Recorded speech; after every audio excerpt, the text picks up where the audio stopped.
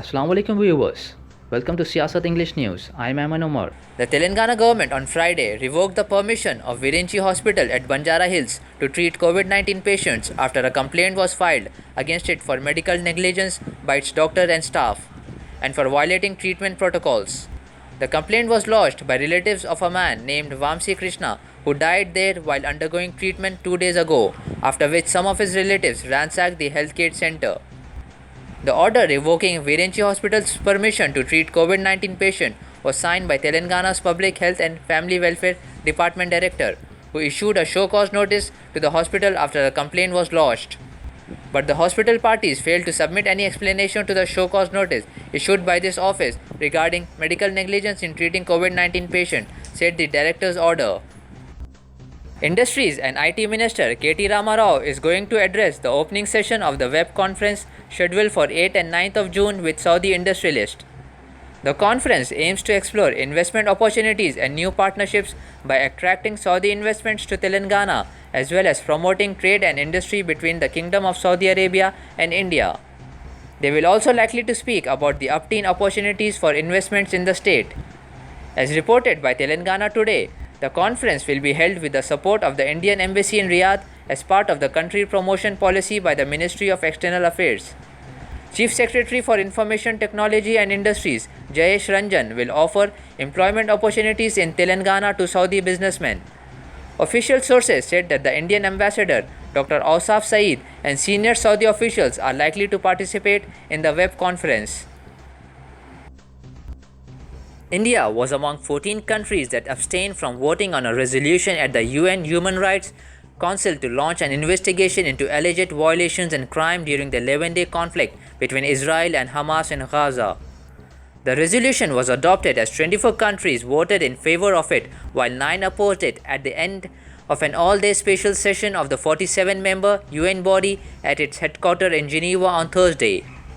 According to official details, India abstained from voting together with 13 other member nations of the grouping. China and Russia were among those voting in favor. It said that the International Commission of Inquiry has been established to investigate violations of international humanitarian law and all alleged violations and abuses of international human rights during the recent conflict.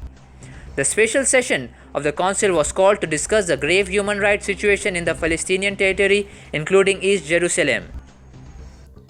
Congress General Secretary Priyanka Gandhi Vadra on Friday accused the Uttar Pradesh government of pursuing dictatorship after the Essential Services Maintenance Act was extended for the third time in the state. She said that the Yogi government is following policies aimed at suppressing democratic rights of the employees. The UP government is following the dictatorship. A number of demands of employee organizations of the state are pending. Instead of sitting and talking to them, the government has extended the ESMA in the state for the third time, Priyanka Gandhi said in her Facebook post. The state government had on Thursday extended the ESMA in the state, banning strikes in public services, corporations, and local authorities under it for a period of 6 months. A notification to this effect was issued on Tuesday. The Kingdom of Saudi Arabia intends to resume tourist visas very soon after they were suspended months ago due to the COVID 19 pandemic, local media have reported. An official said that the kingdom is also working with other countries in the Middle East and Europe on a unified protocol to facilitate travel. Encouraging foreign tourism is considered a major factor in the kingdom's effort to diversify its economy. In September 2020, it opened its border after being one of the most difficult countries in the world to visit unless traveling to perform Hajj and Umrah. The Minister of Tourism, Ahmad Al Khatib, expected in early May that the kingdom would add 500,000 new hotel rooms of various levels during the next 5 years. The kingdom has also launched a number of mega projects such as the City of Neom, whose investments amount to about $500 billion, and the Red Sea Project for Development Amala, which accommodates more than 11,000 hotel rooms. Board of Control for Cricket in India will lock in a 3-week window between 15th of September till 15th of October for the resumption of the Indian Premier League in the UAE when it holds a special general meeting virtually on Saturday. The wider scope of the agenda permits the members to also discuss the ICC 2020 World Cup and the much-delayed compensation package for domestic cricketers for the cancelled last Ranji Trophy season. The IPL is expected to restart between 18th and 20th of September and end on 10th of October with 3 venues in the UAE, Abu Dhabi, Dubai and Sharjah hosting the matches. Apollo Group of Hospitals has announced that it will start administering the Russian COVID-19 vaccine Sputnik V across its hospitals in India from the second week of June at an estimated price of 1,195 rupees per dose.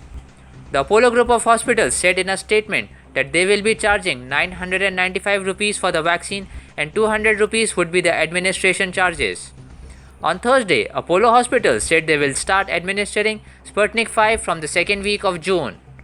In a statement, Executive Vice Chairperson Shobna Kamini of the Apollo Group of Hospitals said that the group has completed administering 1 million vaccine doses across 80 locations in India and will prioritize frontline workers, high-risk population and corporate employees. India is moving towards vaccine sufficiency as inoculations with the Russian vaccine Sputnik V began in the country earlier this month. That's it for today. Thank you, viewers.